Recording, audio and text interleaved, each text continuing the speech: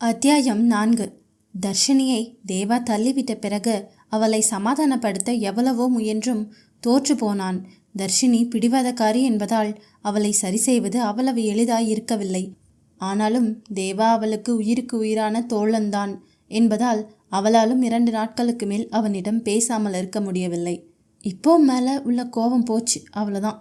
ஆனால் என்னைக்காவது ஒரு நாள் அந்த டைரியை படிக்காமல் விடமாட்டேன் என அடிக்கடி அவன் தேவதை அவனை மிரட்டுவதும் உண்டு. இன்று வரை மிரட்டி கொண்டுதான் இருக்கிறாள். ஆனாலும் அந்த டைரியை படிக்கும் சூழ்நிலை மட்டும் கிடைக்கவில்லை. அதன் பிறகு பள்ளி படிப்பு முடிந்ததும் தர்ஷினி தேவாவிடம் சென்று, நான் சேரப்போகிற காலேஜ் தான் நீயும் சேரணும் என ஒரு வார்த்தை சொல்லவும் ஜெயை இழுத்து கொண்டு அதே கல்லூரியில் மூவரும் விண்ணப்பித்து வந்தனர். நீ இந்த காலேஜ் தான் படிக்கணும்னு தர்ஷினி அவனுக்கு சொல்ல வேண்டிய அவசியமே இல்லை. அவனுமே அந்த முடிவில் தான் இருந்தான். அவளே சொன்னதோ கரும்பு தின்ன கூலியா என்பது போல இருக்கான். சரி சரி, ஒரே காலேஜ் தானே, போட்டு தொலைக்கிறோம் என பொய்யாக சலித்து கொண்டான் தேவா. டே மச்சான், அதான் காலேஜ் போக போகிறோம்ல, அங்கே போனதும் காதலை சொல்லிடு, இல்லைனா தப்பாக போயிடும் என ஜெய் முன்கூட்டியே எச்சரிக்கை கொடுக்க அவனை புரியா பார்வை பார்த்தான் தேவா. என்ன தப்பாக போயிடும்? புரியலடா மச்சான். ச்சே டேய், அப்ராணியா இருக்கேடா மச்சான். ஸ்கூலில் இருந்ததை விட காலேஜில் நிறைய பசங்க இருப்பாங்க. அதில் யாராச்சும் அவளுக்கு பிடிச்சிருச்சுன்னு வெய்யே, உன் கதை அம்பேல் தான் என பயமுறுத்தினான் ஜெய். டேய், விளையாட்டு கூட இப்படி சொல்லாத, என்னால் தாங்க முடியாதுடா என்றான் தேவா பாவமாக. எதை விளையாட்டுக்கு சொல்கிறேனா? பைத்தியக்காரா, உண்மையாக தான் சொல்கிறேன். முன்னாடி உனக்கு லவ் பண்ண வயசும் இல்லை, பக்குவமும் இல்லை. ஆனால் இப்போ நம்ம மேஜர், தெளிவாக முடிவெடுக்கலாம். நீ உன் லவ்வை அவகிட்ட சொல்லு, கண்டிப்பாக ஒத்துப்பா. அப்படி இல்லைனாலும் உன் மேலே அதிக கோபமும் படமாட்டா. என்ன புரியுதா? என பெருமூச்சு விட்டவன், சரிடா, நீ சொல்கிறது சரிதான். இப்படியே விட்டுட்டு இருந்தா எப்போ தான் நானும் என் லவ்வை சொல்கிறது? இப்போ தானே காலேஜ் சேர்ந்தோம், ஒரு மாதம் போகட்டும், அவகிட்ட என் காதல் சொல்லிடுறேன் என வாக்குறுதி கொடுத்தான். தினமும் தன் காதலை சொல்ல பாடுபடுவதை விட அதை மறைக்கத்தான் படாத பாடுபட்டான். அவனையும் மீறி சில வார்த்தைகள் அவளை வருணிக்கும் பொருட்டு வெளிவர அதையும் காமெடியாக அவள் எடுத்துக்கொள்வதால் என்ன செய்வதென புரியவில்லை. எப்படியும் தன் காதலை சொல்ல முடிவெடுத்து தன் தேவதையின் டைரியை எடுத்தான். முன்பக்கம் தேவையெல்லாம் தேவதையே என எழுதியிருக்க அந்த வார்த்தையை வருடிவிட்டவன் டைரியின் கடைசி பக்கத்தை எடுத்து எழுத ஆரம்பித்திருந்தான். ஏனென்றால் இன்னும் சிறிது நாட்களில் என் மனதில் இருக்கும் காதலை நான் சொல்ல மாட்டேன். என்னைப் போல இத்தனை வருடங்களாய் அவளை பற்றி உணர்வுகளின் குவியல்களை சுமந்திருக்கும் என் டைரியை கொடுத்து அவள் மீது நான் வைத்திருக்கும் காதலை தெரியப்படுத்துவேன். தேவதையே, நான் என் உயிரில் சுமந்திருப்பது போல என் டைரியின் காகிதமும் அவள் மேல் நான் வைத்திருக்கும் காதலை எப்போதடா வெளிக்காட்டுவோம் என என்னைப் போல மூச்சடைக்க காத்திருக்கிறது. இது என் கடைசி வரி. இதற்கு மேல் இது எனக்கு சொந்தமில்லை. இதில் இருக்கும் ஒவ்வொரு வார்த்தையும் என் தேவதைக்கு மட்டுமே சொந்தம். உனக்காக படைக்கப்பட்ட இந்த டைரி கூட உன்னை காதலிக்க ஆரம்பித்து விட்டது. உன் பெயரை மட்டுமே 1000 முறை நித்தம் எழுத சொல்லி கெஞ்சுகிறது. இதைவிட பெரிய கிரீட்டிங் கார்டு இல்லடி வண்டு. நீ பெண்ணல்ல, என்னுள் வாழும் தேவதை. என் தேவதையே, நீ இல்லாமல் நான் இல்லை. உன் நிழலை கூட நிலம் போல காப்பேனடி. காற்றாய் மாறி உன் சுவாசமாக இருக்க ஆசை. என்னுள் வந்து முழுதாய் கலந்துவிடு. உன்னை எப்போதும் தழுவிக்கொண்டே இருப்பேன். என் உயிரின் அங்கமே, உன் இருப்பிடம் என் இதயம் மட்டுமே. உன்னை என்னுள் காதல் சிறையிட முற்பட்டேனடி. என் ஆயுள் போதவில்லையடி கண்மணி. என்றைக்கும் எனக்கு நிஜமாய் மாறிய கனவு நீ. என் கனவிலும் வேண்டிய உறவு நீ. நிஜத்திலும் கனவிலும் நான் தேடும் தேவதை நீ. என் காதல் சரியா தவறா, தெய்வீக காதலா என்பதெல்லாம் தெரியாது. ஆனாலும் என் தேவதையின் மீதான காதல் என்பது மட்டும் தெரியும் என எழுத்து முடிந்திருந்தன. டைரியை முத்தமிட்டு கபோர்டில் வைத்து பூட்டியவன் நிம்மதியாக கண்மூடி தன் தேவதை கனவுடன் உறங்க அவனுக்கு தெரியப்போவதில்லை. இந்த டைரிக்கு இனி வேலை இல்லை என்பதை தெரிந்தால் எப்படி தாங்கிக் கொள்வான்? அடுத்த நாள் எப்பொழுதும் போல கல்லூரிக்கு சென்றார்கள். கிளாஸை கவனித்துவிட்டு கேன்டீன் நோக்கி சென்றனர். தேவாவும் ஜெய்யும் காஃபி வாங்க செல்லவும் தர்ஷினி ஜூஸ் குடித்தபடி நின்றிருந்தாள். அப்போது ஒருவன் தெரியாமல் அவள் மீது மோதி நின்றான். தர்ஷினிக்கு கையில் நல்ல வலி.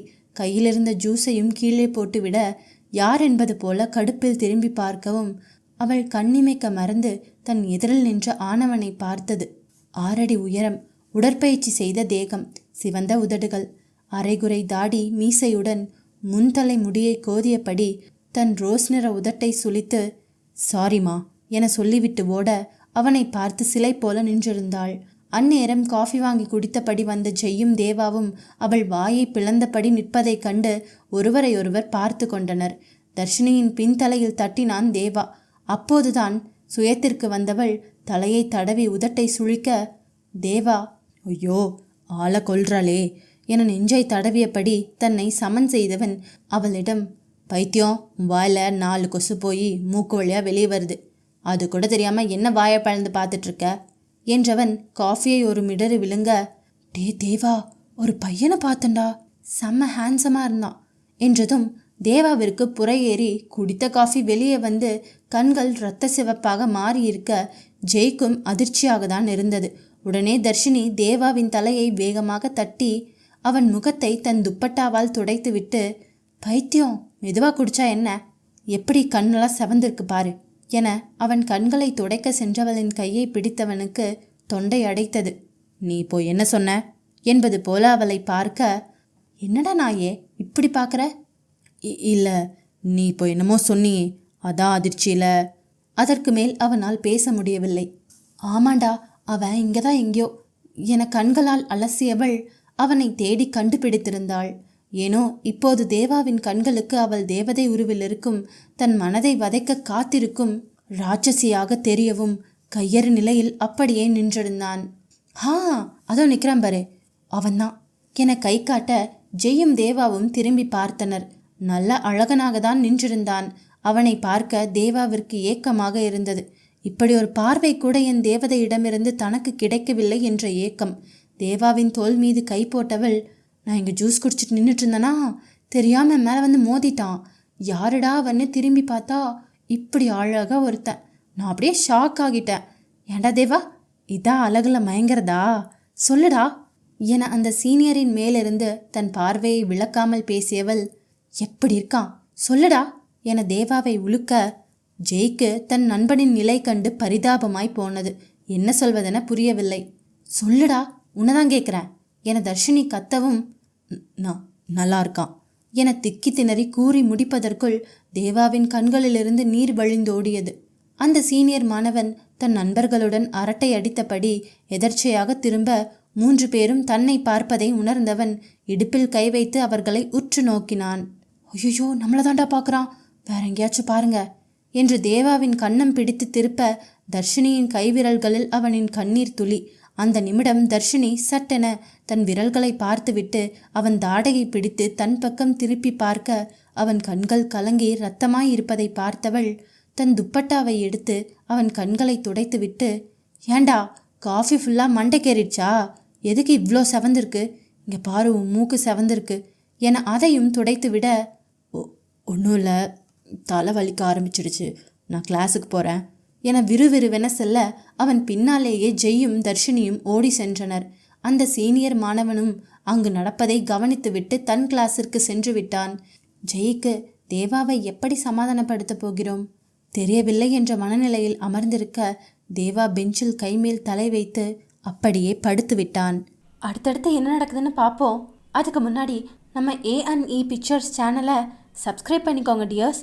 லைக் பண்ணுங்கள், ஷேர் பண்ணுங்கள் டியர்ஸ். அண்ட் கதை எப்படி இருந்துச்சுன்னு கமெண்ட்டில் சொல்லுங்கள். டாடா.